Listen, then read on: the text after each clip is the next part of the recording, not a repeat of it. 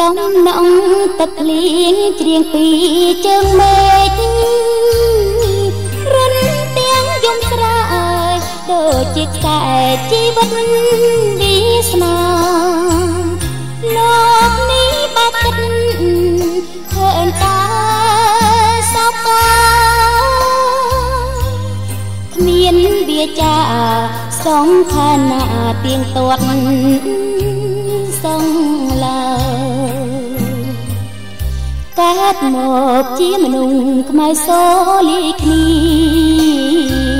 មិនដេចនឹងឡើយវេទនាក្រំគ្រីអត់មានពេលស្បើយខ្លាំងទៀតសោយស្ទុកអត់មានទឹកព្រួយខលអ្វីឡើយគឺនេះហើយជាខ្សែនៃជីវិតលោកទេដួងចិត្តខ្ញុំសែងប្រែស្រាំព្រោះរឿងក្តីស្នេហ៍មានតែទឹកភ្នែកទេចង់បែកបេះដូងដែលកំព្រីកំពីដួងចិត្តអ្នកពិតជាគ្មានមេត្តាឲ្យស្នេហាឃ្លាតឆ្ងាយដូចជាមេឃនឹងដីជន់លេងស្នេហ៍ផ្កាយទន្សាយស្នេហ៍ច័ន្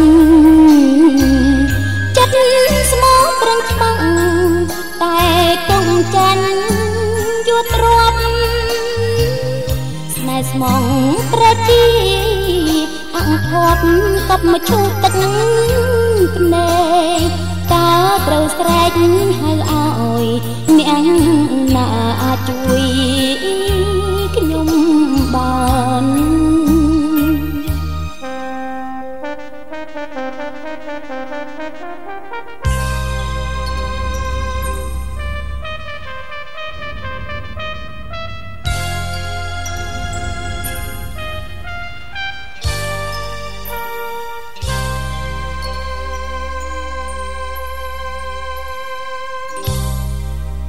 កុំអងសង្ឃឹមញញឹម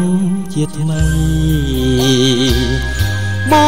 ងមាននិស្ស័យមិនចោលអូនមែនទួងបងជាផ្កាយឆោមឆាយទៅជាជនលេននេះគឺជាវេនមេរៀនស្នេហ៍ត្រូវតស៊ូកុំភ្លេច